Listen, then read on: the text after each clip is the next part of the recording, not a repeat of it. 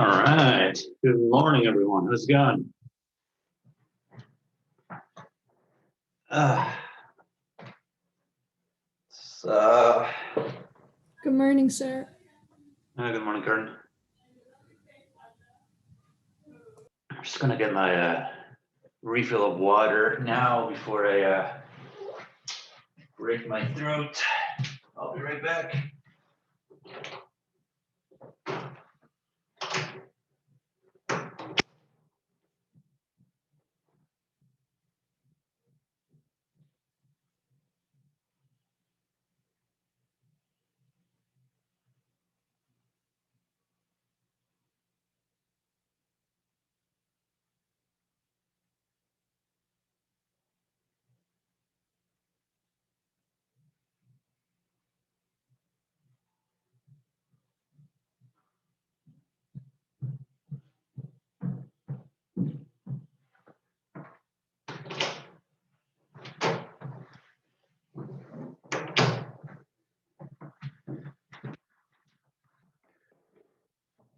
Okay.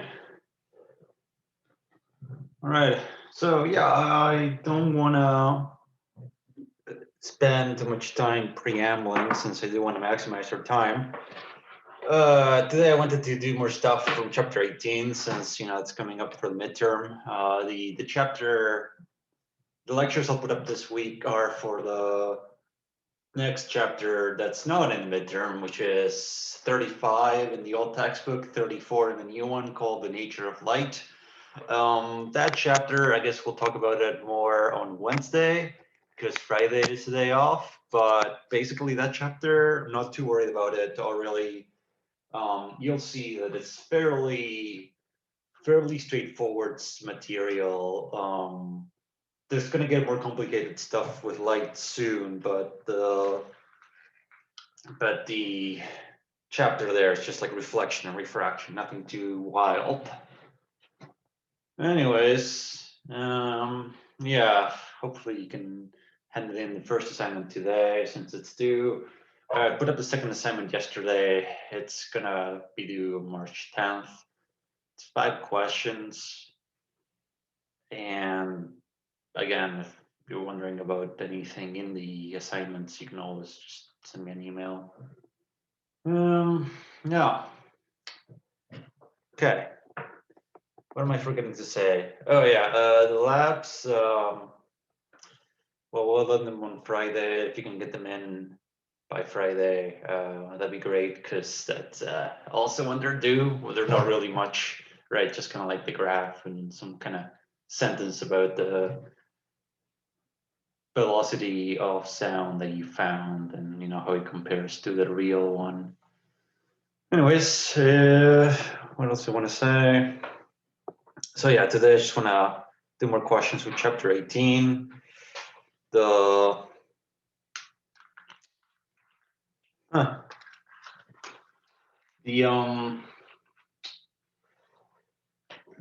chapter itself has like 8 sections. The main ones really are the standing wave stuff. So it's kind of what I want to do most of the questions on for today.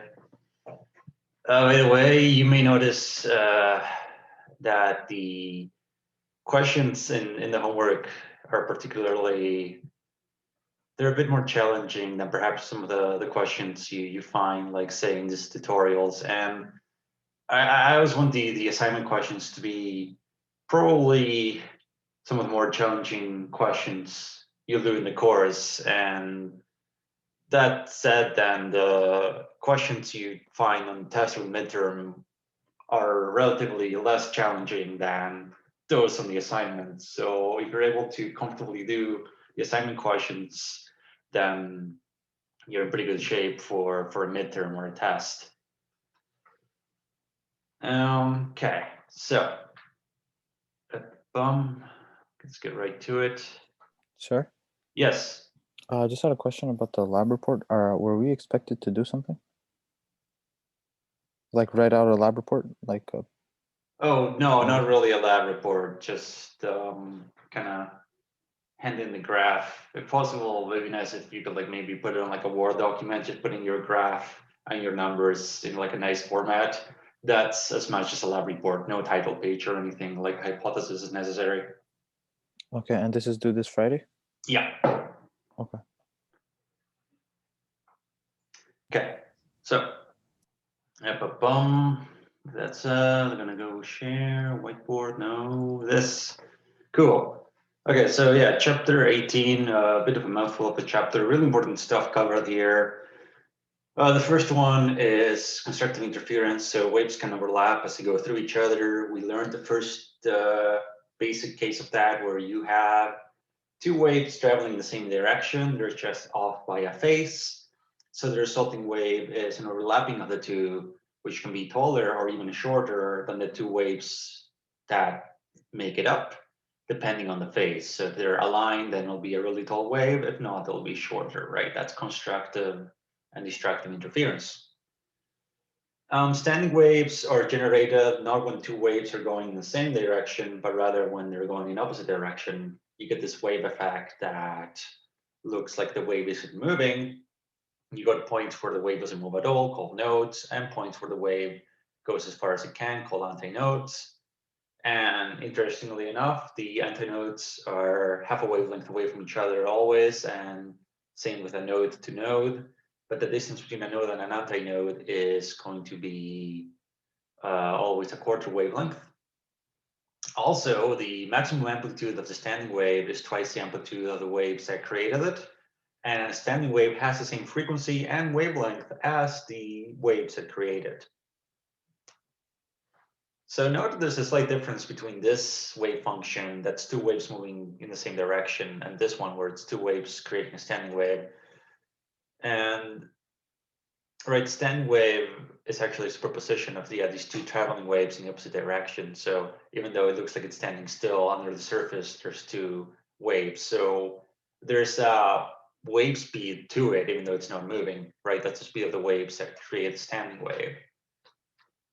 And it's also worth pointing out that at least in a standing wave that's on a string on a transverse displacement, there's always one more node than antinode. So even in the fundamental harmonic where there's just 1/2 wavelength in the span of the whole string, there's still two nodes and one antinode right in the middle. And standing waves can also occur longitudinally. So here they're being created on a spring. So you can see there's these points of oscillation just kind of move left and right, but you can't really see any propagation happening across the medium. So because you can talk about longitudinal waves in terms of the density, pressure, or displacement, then this point of max pressure change where all the particles get squished into particular points, that point itself where you have like an antinode of pressure because all the particles are coming in here, that particular point itself though has no displacement. So what's an antinode of pressure change is actually a displacement node.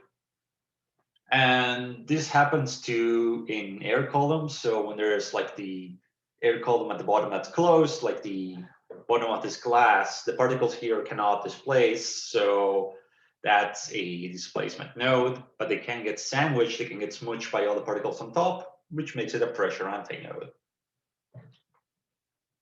So there are boundary conditions. String is fixed in both ends, which means that to create a standing wave, it must be some wavelength that will have a node on both ends. And there's only certain wavelengths that can ensure that, right? And as long as your wavelength is twice the length of the medium divided by an integer, then that'll ensure that there's always two antinodes in the end, satisfying the boundary conditions and therefore creating a standing wave. So the standing waves that can be created then are defined by, in this case, the length of the medium, or in other words, it depends on the medium itself, which means that resonance harmonics depend on the medium. And it's also worth pointing out then that as you go up in harmonics, as you go up in normal modes, you can see here in the figure that each one adds one more node and one more antinode to your standing wave. Also, it's worth pointing out too that the first mode is a half wavelength spanning the whole medium, so it looks like a skipping rope, which means that the full wavelength is actually twice the length of the medium. So the full wave, is like over here. It's like this whole double arc, but only half the wave fits. Now, the standing waves and strings and the just boundary conditions, you can also talk about the harmonic frequencies, which again, that depends on the medium, which frequencies will actually create a standing wave. And for a string, you can talk about its speed in terms of the tension and linear density. So you can talk about frequencies with that in mind. And for strings, it turns out that all the fundamental frequencies, all the harmonic frequencies are multiples of the fundamental one. And that's part of the reason why in music, the notes and scales sound so well together, because of this nice kind of like quantized frequencies that they have, which makes resonance work. In like drum kits though, each harmonic of a drum set, they don't quite overlap as nicely with each other because they're not integer multiples, so you don't get a melody out of a drum kit, you just get percussion sounds. But the idea is that when you pluck a guitar string, you get a bunch of sounds, and what those sounds are primarily are the first few harmonics of the string, and the loudest one is the first harmonic, and that's where the note gets its name from, which also means that being waves on a string, the more tension you add to the string, the tighter the string gets, the higher the pitch, since you're going increasing frequency. You'll also note that the frequency is also, the fundamental frequency also depends on the 1/the length of the string, which means that the string's getting shorter, right? It's a shorter wavelength effectively, that's going to be a bigger frequency. So the pitch also increases with decreasing the length of the string. Now, I don't know how well you can hear it, but like, just for the example, I've got a guitar here. And the idea is that we can just prove this with playing guitar. Okay, so the slides, by the way, are up on Omnibox. If you look under tutorial slides, you should find them. Okay, so if I just pluck the lower E string, you hear an E note, and the same thing with the upper one. You hear like an E. Now they are both called E, but they're like an octave apart. So if you were to like measure the frequency of what's called an E note, then every time you go up an octave, the frequency is just doubled. And another cool thing is that the second string from the top is an A note, right? So right now the upper string here, E, is the lowest of all the strings. So you kind of go up the scale as you play the guitar. So it's like lowest, and then each string is going up in pitch. Now what can I also do is on the same string, I can make the string shorter by pressing my fingers against the fretboard. And in doing so, we are making the wavelength for the harmonic waves that the string sustains when played. We're making all those wavelengths shorter. In other words, we're making all the harmonic frequencies of the string higher. In other words, we are increasing the fundamental pitch of the string as we press our fingers down the fretboard. So I can go like this. And as I make my string shorter, the pitch increases. I'm going up the scale. So right now I'm playing an E. Then if I put my first finger on the first fret, this becomes an F note, F sharp, G, G sharp, or A flat. And then if I put my finger on the fifth note, I get an A. The next string, when played on the open position, is the A. So the E string on the 5th fret is an A note, and so is the 5th string open. So this is an A playing the 5th string, and then if I play the E string with my finger on the 5th fret, I also get an A note. So this is an A, and this is also an A. Which means that if I know this string is tuned properly, if I know this plays an open E when I plug it, then I know that this is exactly an A. So if my 5th string, which is supposed to be an A, is out of tune, I can just adjust it until it makes the same sound that the 6th string makes with the 5th fret pressed down. So I can use this sound, the 6th string, as a reference to tune the 5th. Right now they're in tune, so if I play an A on the 6th and an A on the 5th, sounds the same. Interestingly enough, though, it's easier to realize that they're out of tune than they're in tune, because if this string was out of tune with this one, if my open A is out of tune, then that means that the frequencies coming off from both strings are a little bit misaligned. And when you play two sounds with misaligned frequencies, that creates a bit of a beating pattern. So there's some modulation there. You can hear a bit of a sound kind of going up and down. And the farther away they are, the more out of tune the string is, the more you hear the modulation. Right now they're in tune, so you don't really hear that up and down. They both sound about the same, which is good. It means it is in tune. But if I were to tighten the A string or loosen it, I would be changing the note. I'd be changing the fundamental frequency. And in doing so, I'd be no longer in tune. So now I loosen my A string a bit, decreasing the tension, therefore decreasing my fundamental frequency. Therefore, I'm going down the scale. I'm dropping below an octave. So now I'm no longer have an open A. I have something lower like a G or even an E, which means that if I try to play an A on my 6th string and I play an open 5th string, now they will sound really far apart. If I play at the same time, you really hear the modulation. So everything that we talked about then in harmonics and string translates directly to music, which is pretty cool.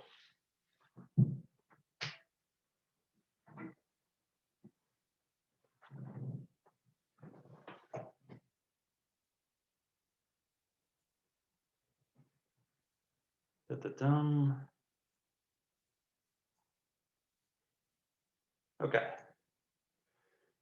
So obviously harmonics also exist for wind instruments, and those are created as air makes a standing wave inside a tunnel, inside a pipe, and something like a clarinet or a flute kind of counts as a pipe, open at both ends. But something like an organ, for example, organs, they play music thanks to the big pipes they have, and some of them are closed on one end and open on another, or they're open on both ends. But either way, depending on that setup, sound waves can have different harmonics. And in the case of an instrument that's basically a tube open at both ends, the boundary conditions are to sustain a harmonic wave there, to sustain a standing wave, you need to have a displacement antinode on both ends, or a pressure node on both ends. And the reason that is because both ends are open, right? And that means that this end here and this end here are with equilibrium with the atmosphere around it. So the pressure is not going to change.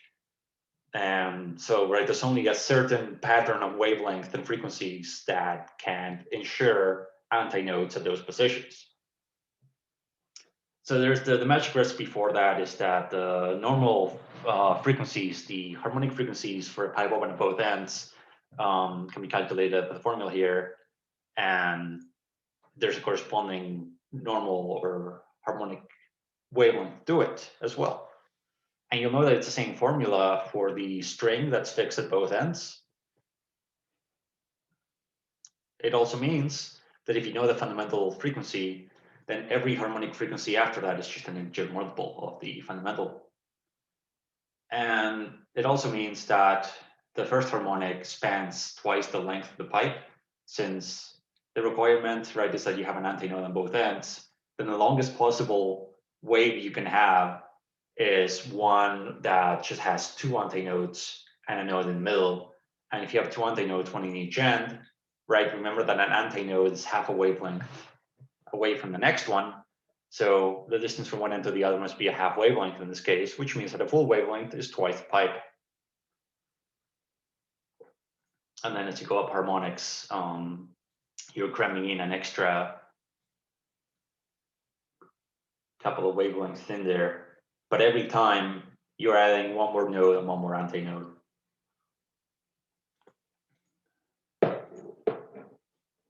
If you have a pipe close at one end, the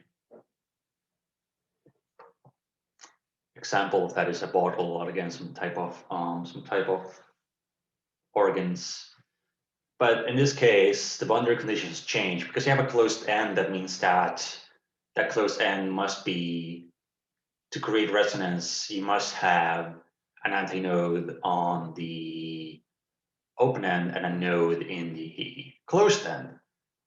So that means that the biggest wave you can have is one whose wavelength is 4 times the pipe, because the lowest number of nodes and antinodes would be, right, the first harmonic, where there's only one antinode and a node, meaning that this end-to-end distance must be a quarter of the wavelength between a node and an antinode. And if this is a quarter wavelength, then it means that a full wavelength is 4 times that, meaning 4 times the length of the pipe. So the first harmonic has 4 times the length in terms of wavelength.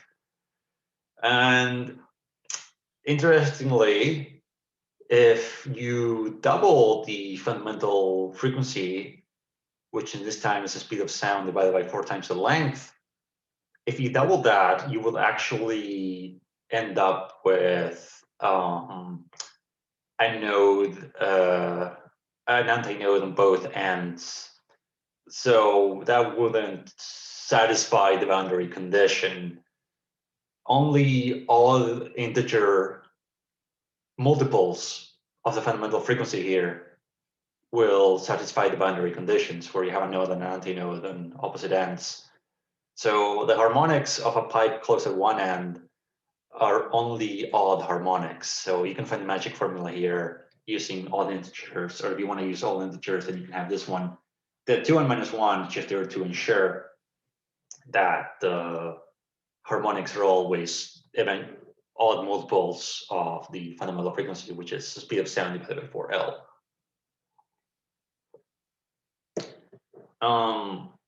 In other words, the fundamental frequency, if you look at the fundamental frequency of a pipe close at both ends, it looks a lot like the fundamental frequency of a pipe open on both ends, but now there's a factor of 4L rather than 2L.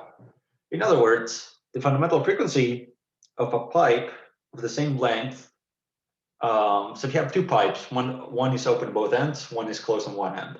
If they're the same length, then the fundamental frequency of the one that's closed at one end is half the frequency, the fundamental frequency of the one that's open at both ends. So if you recall the lab you did on Friday, you had the tube there, and that's an open tube. So let's say the fundamental frequency of that tube was 600 hertz. If you put your hand on the opposite end of the tube and you cover it, then you're now creating a pipe that's closed on one end, and the fundamental frequency will now then be 300 hertz. And the next harmonic for that would be 900 hertz, right? Because you don't have even harmonics in the case of a closed tube. But then, yeah, if you let your hand go, then you get the open tube again, which fundamental frequency is 600.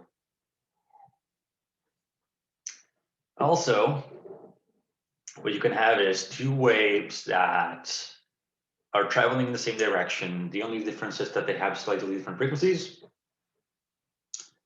And so the superposition of the wave creates this pattern of a modulating amplitude And there's these periods where like there's no sound, and then there's maximum sound. So it's a beat, right? It's like a boom, boom, boom, boom. And turns out that this beating is constant. You can actually find out the rate at which beats happen. It's just going to be the difference of the two frequencies of the constituent waves.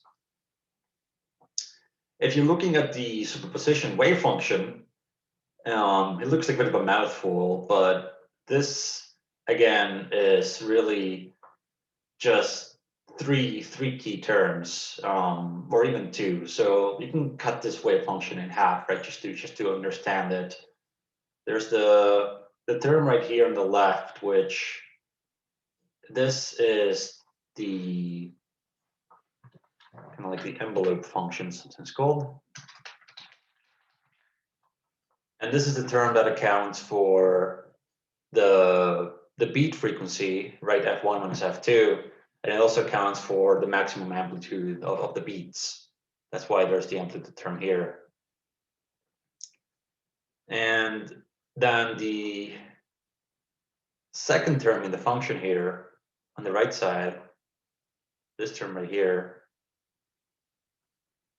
this term actually accounts for the actual frequency of the waves. So not the beats, not how often the boom, boom, boom happens, but rather the wave inside the beat, right? Like what's the frequency of the red waves here? That's accounted for the cos function here, where the frequency then of the waves inside the envelope is the average of the two frequencies.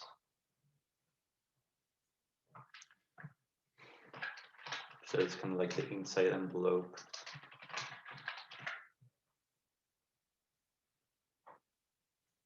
So one half of the equation talks about the beating, and the other half talks about the inner part.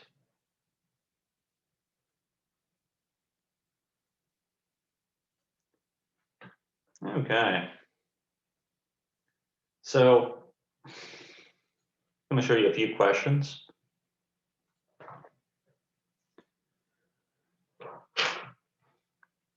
This one here, we're given two wave functions, and we're told to find a few things about the resultant wave. So first of all, we have to think about, okay, what kind of wave does this create? And to figure that out, you have to look at the speed. So the speed, if you look at it, you kind of have to look for the angular frequency term, right? The term with the t variable, and there's a negative sign in both cases, which tells you that the speed is moving to the right. Both of them are moving to the right. So they won't create a standing wave since they're moving in the same direction, and also they have the same frequencies, so they won't create a beating. So this is just a typical superposition question. And we have typical superposition, then right, the formula is, what is it, 2a cos phi over 2. And then there's the sine kx plus omega t minus phi over 2. So the superposition retains the same wavelength and frequency, which means that the wave number is still 5, and so the angular frequency is still 100.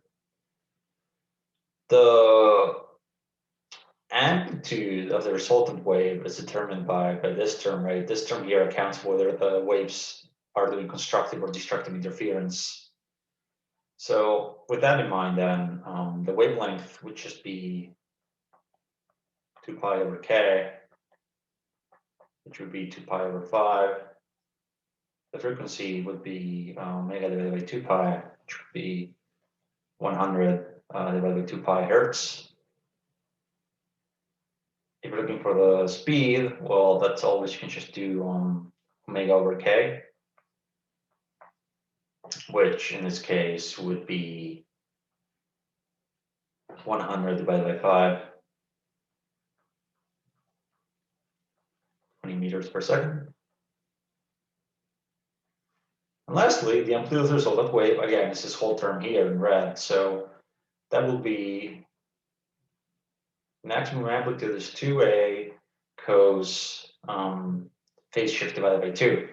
And the phase shift, again, is the phase shift between the two waves, which is the last term in the wave function right here. It's a 2. So that will get you 2a cos 2/2, just one radian. And A is the original amplitude of the two waves, which in this case is 7, right? It's part right outside the function. So you get 14, 2 times 7, cos 1. And that will be your amplitude, because cos of 1, that would be some number that's probably around a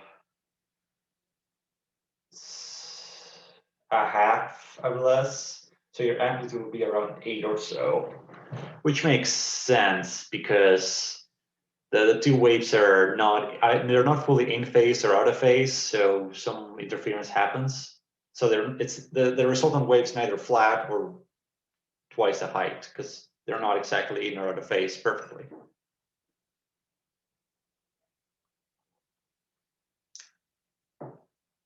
Okay. Does anyone have any questions so far? Sir? Yeah. So like the top equation over there is the like resultant wave of these two waves interacting? Yep. Okay. To get like the actual equation, like you just plug in the amplitude, you plug in the phase shift, you plug in the K and the W to get like the full equation? Yeah. So to get the full equation, you exactly you have to know, the full equation would just be 2a, so it would be 2 times 7, 14, cos 1, and you'd get the, like you said, the wave number 5x minus 100 t, and then it's a phase shift divided by 2 in this case, minus 1.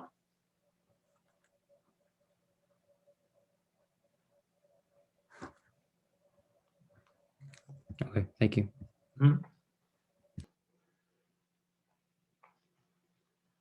Okay, this one asks, so coharmonic waves are traveling in the opposite direction, produce a standing wave. You're given the formula for a standing wave, which is pretty nice.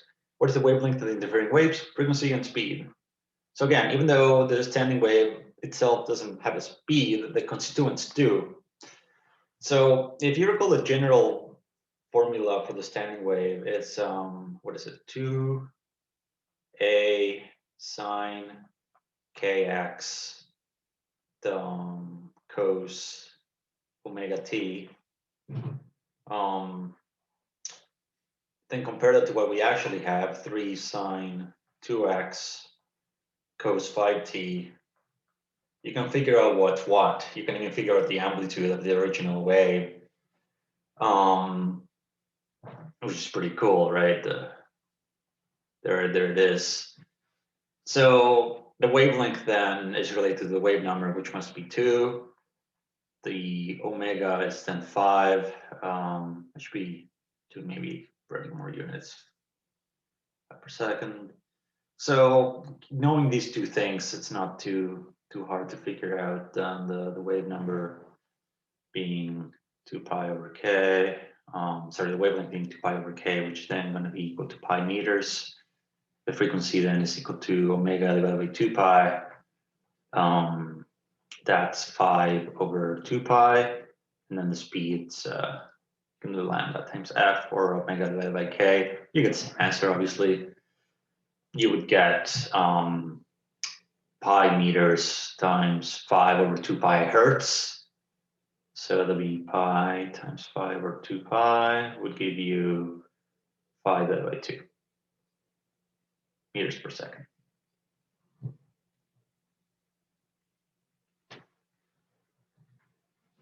So not too bad. In fact, you don't even really have to know too much about the standing wave. Just can understand its resultant function, carries over a lot of information about its constituents.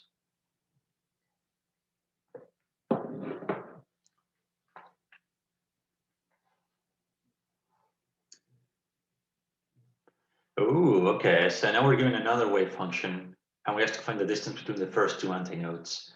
Okay, so no matter what, no matter how long the standing wave is, whether it's you know, in its like fourth harmonic or its first harmonic, it's always true that the distance between two antinodes, or two nodes for the matter, it's always the distance between two antinodes, like two neighboring antinodes, is always half the wavelength, no matter what harmonic you're on.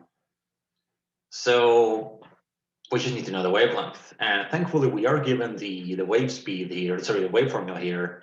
And we know that the wavelength is always related to the wave number. So that's determined with x, right? Kx. So k is equal to pi, which means that we know that the wavelength would be equal to that 2 pi divided by that, which is just going to be pi meters.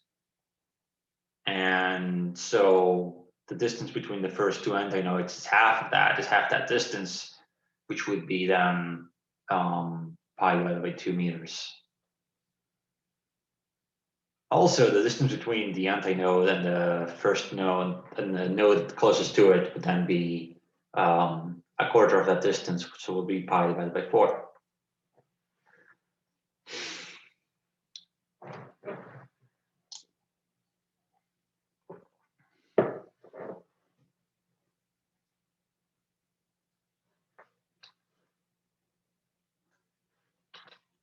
Wait, sir. Yep. Like the first one was like the distance from the antinode was from the distance from the antinode to the antinode, and the second was the distance from the antinode to the node. Yep. But like they were looking for the two antinodes, right?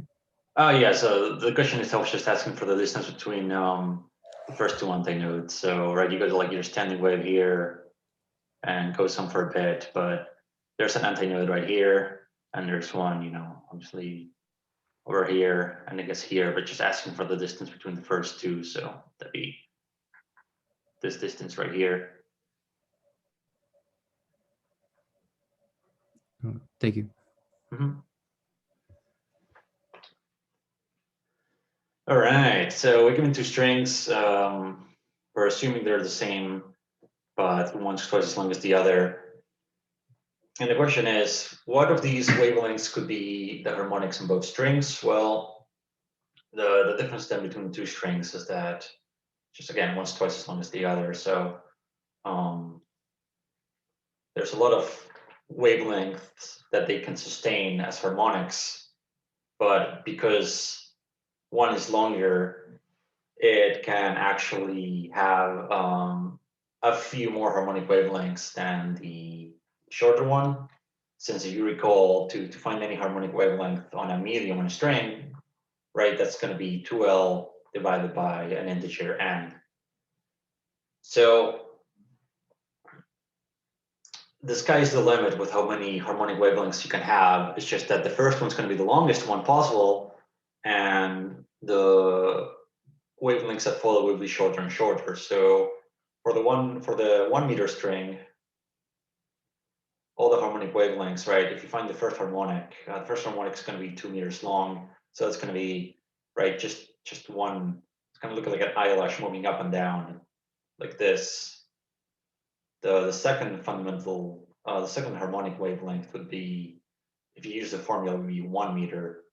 The third one would be 2 meters divided by 3, and the fourth one would be 1/2. For the one that's 2 meters long, the fundamental frequency is twice the length, right? It's going to be 4 meters. The second frequency, sorry, the second wavelength would be then 2 meters. The third one would be, again, 2L divided by 3, so that's going to be 4 divided by 3. The fourth harmonic wavelength would be 4 divided by 4, so it would be 1 meter. And eventually, if you keep going, right, there's the fifth one, which would be 4/5. Then there's the sixth one, which would be 4/6. And eventually, you're going to get to one wavelength that's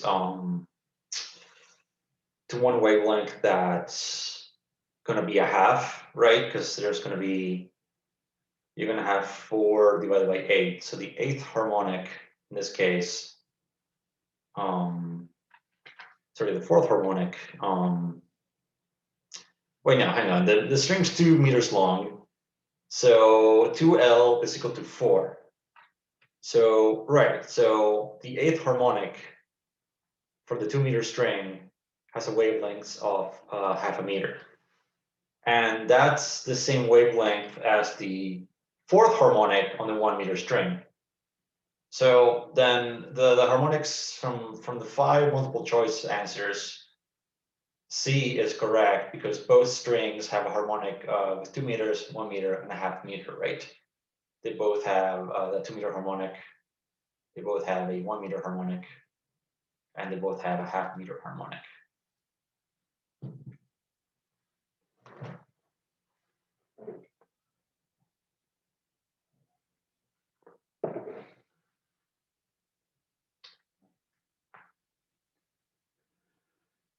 Okay. So here you're doing this proposition of 2 waves. Note that they're specifying the location. So it's a particular point in the medium, x is equal to 0. And you're asked to find one statement that's true. So the biggest difference between them, right? You'll note that the frequencies are a little bit off. And that tells you then that what this is going to do is this is going to create a beat. And if you actually go ahead and graph them, you can actually see the beat. So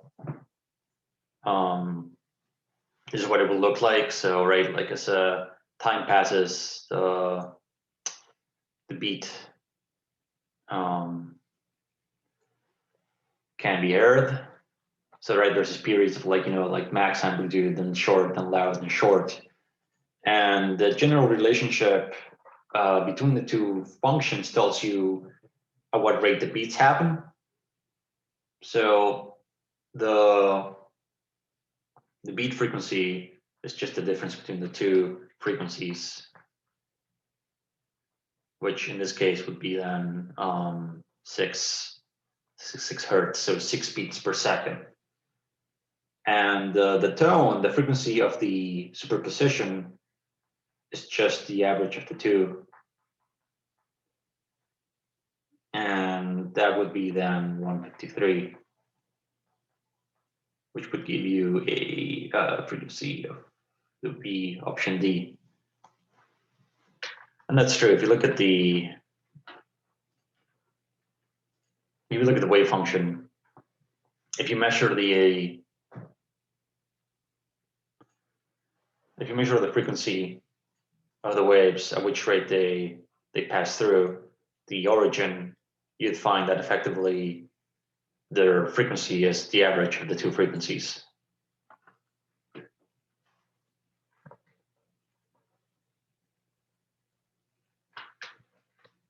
So, have any questions so far?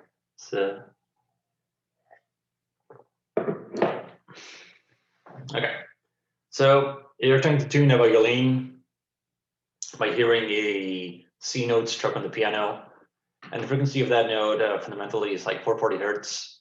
Then, but when you place the string on the violin, which you knows it's a little bit out of tune, there's a bit of a frequency difference. Then there's a beat to it, and she's done some good ear training, so she can tell the beating is happening at 2 beats per second. So from that, can we determine then what the frequency of her violin string is when she plays it? The answer is yes. So we're told then that the beat frequency between the note on the piano and the string on her violin is 2 beats per second. And we know that the beat frequency, right, is the offset between the two frequencies. So there's an offset of 2 hertz. And we know that the piano, right, is playing exactly a C note at 440 hertz, which means that the violin is 2 hertz out of frequency. It's just a little bit off. And because of the difference being 2 hertz either way, it means that the violin is either 4 hertz below or 4 hertz above.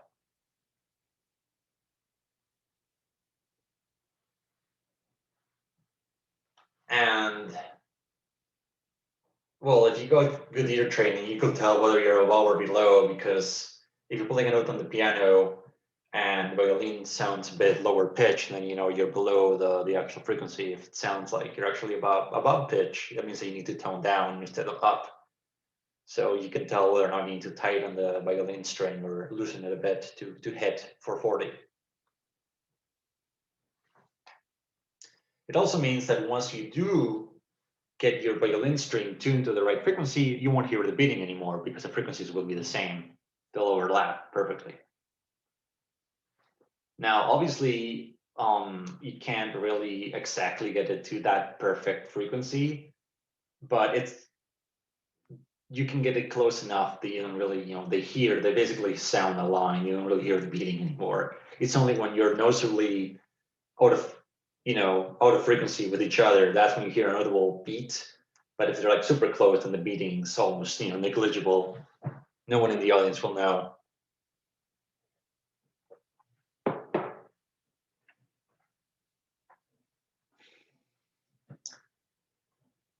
So clear all drawings. Here we're given an open pipe, like an organ pipe, and we're asked what's the first harmonic frequency of this organ pipe.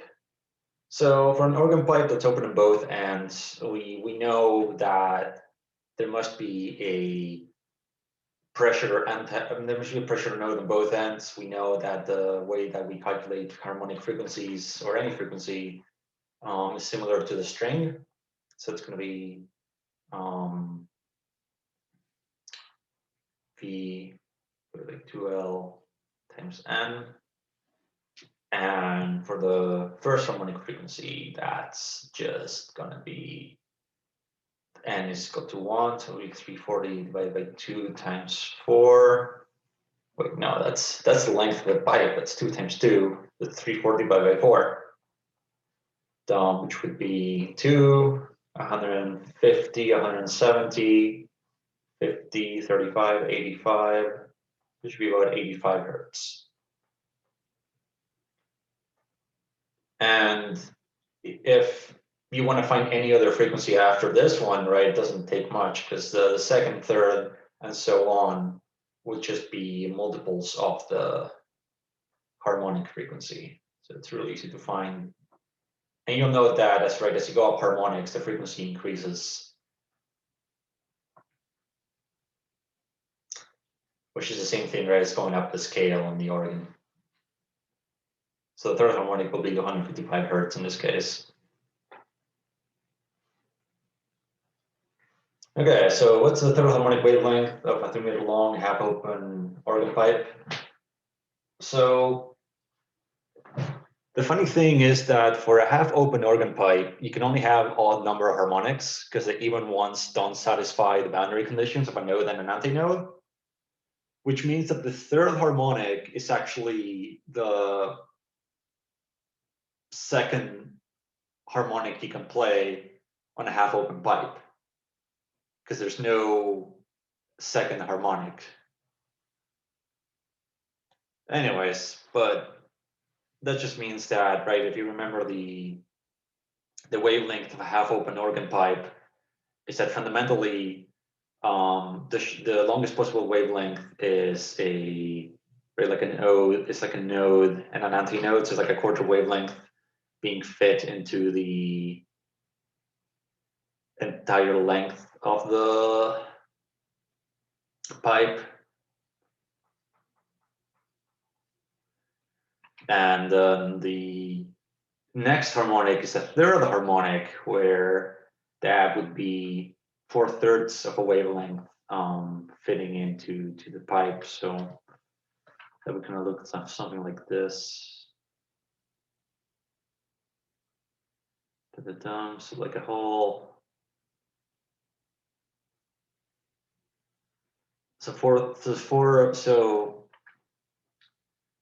Right, this is saying the third harmonic wavelength is equal to 4L divided by 3.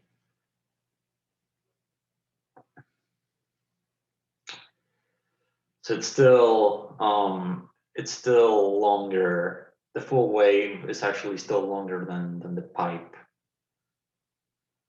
Anyways, needless to say, if you're looking for the harmonic wavelengths, then just remember they can only be odd. So you have 4L divided by M. So the third one would be 4L divided by 3. And for this being a 3-meter long pipe, then you have 4L is 3 divided by 3. It's 4 meters.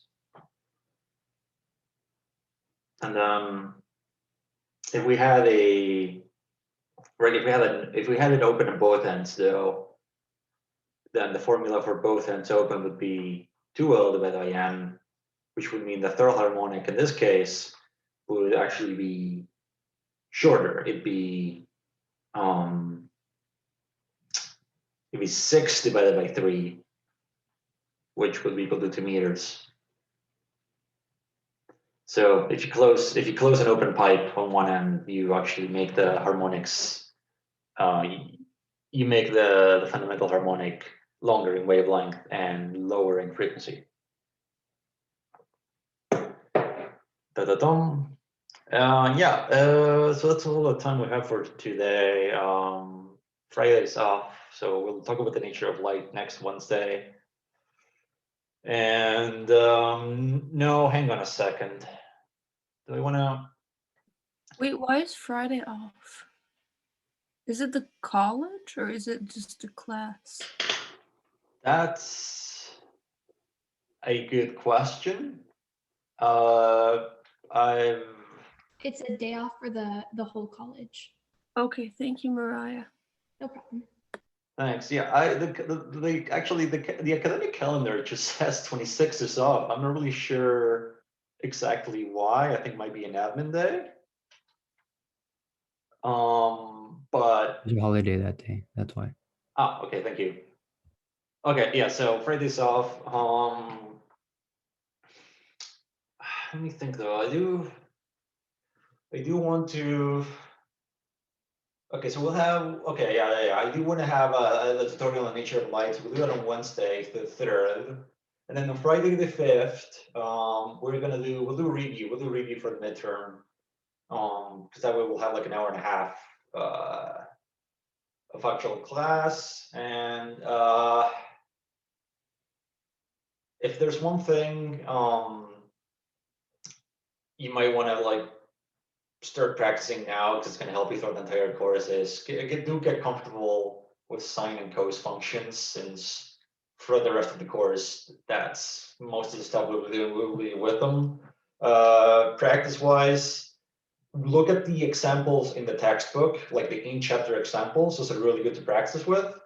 And also just like the formulas, you don't have to memorize them, but sort of know the concept behind them, right? So like, how the pipe that's open on both ends, the fundamental frequency is like, 2L, well, the one that's closed on one end is 4L, right? So know the reason behind that. Know how an antinode and a node that only like a quarter wavelength away, while 2 nodes are a half wavelength. So just kind of think about the formulas, what they're calculating, what they tell you, and just sort of what they're describing, since chances are on a midterm, on a final, I won't just ask you to find a number, but there's probably going to be some kind of conceptual component to the answer as well. Like, okay, here is the number that you found. What can you conclude about this wave? Okay, calculate this wavelength, and then I will ask you, okay, will this create resonance in the instrument? Something like that. Some kind of follow-up that shows that you understand the concept, not just that you could plug in the formula. I trust that you can plug in the formula. In fact, I'm probably gonna make it so you don't have to like use a calculator. Like the answers, the numbers will kind of like be simple enough that you don't have to spend like minutes plugging away in a calculator, because I think that's just not really worth assessing. But yeah, so we'll do a review then for sure on March 5th. I'll put up some practice questions. You can always, again, work off the chapter examples are pretty good. The assignment questions, again, are probably the hardest questions in the course, harder than what you will expect on the midterm. So they're good to practice. And what else do you want to say? Yes, please send in the first assignment today. Please send in the lab on Friday. And if you have any questions with the second assignment or anything in the course, you can just email me, or again, we'll do office hours every Monday at 7. So we're over time. So if you gotta leave, please do so. We'll see you. We'll wish you a good long weekend, and we'll see you next Wednesday. Does anyone have any questions for me at the moment? Oh, yes, sir. Yes. What's up? Like, could you send us like an email like with a bunch like of different examples that we should do in the book? Sure. Yeah. Just so that like we know like honestly, what though, to do. if you look at the course outline, actually, they really talk about it in the outline. If you want to do examples from the book, do the ones that have a square outline on them. And if you want more practice, then I would then go through and do the odd number problems. I think all the examples are worth doing, but the ones with a square outline on them are probably the best. Anything after that is just more practice. Like, you should be able to do at least one of each, right? So like, if you're doing simple harmonic motion, you should be able to do, do a spring block system, do one pendulum, do one hanging block kind of thing. So textbook wise, again, square ones, even odd number ones, and then beyond that, I'll put up a list of practice questions next week as well. And like the exam is on chapter 15, 16, 17, 18. Yeah. So what is it? Simple harmonic motion, nature of waves, sound waves, and superposition standing waves. So that's chapter 15 to 18 in the old textbook, which is the one I have, which is the one the outline is based on. And that's chapters 15 to 17 in the newest textbook, which again is the same material. It's just that 2 chapters are compressed into 1, but still the same topics, just in less chapters. Okay, thank you. No worries. All right, well, nobody has any more questions. Thanks to Vespacia, have a good day. Yeah, we're gonna get kicked out in 3 minutes, so I'll put up the recording for this online. If you don't see it in the next couple of days, just remind me. And yeah, have a good weekend. Weather's getting better. Might be a good time to get a last skate in before the rinks get too melty and muddy.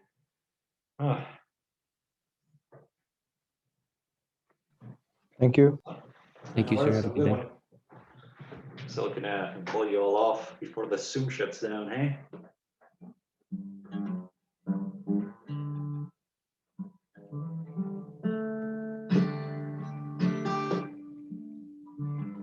Where does this go?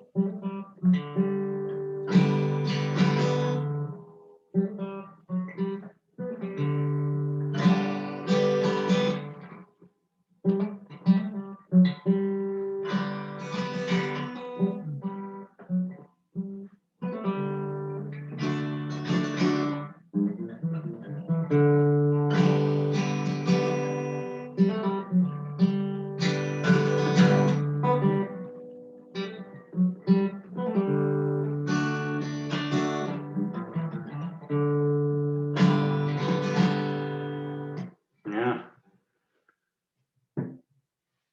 Need to practice more.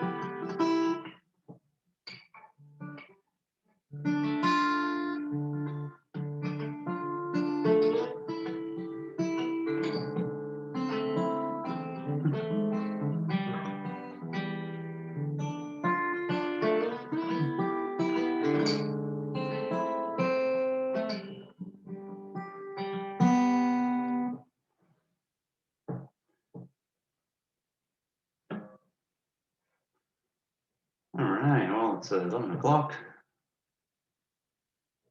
And we're all getting kicked out. Oh, because we get kicked out when the teacher starts a meeting, not when the clock hits 11.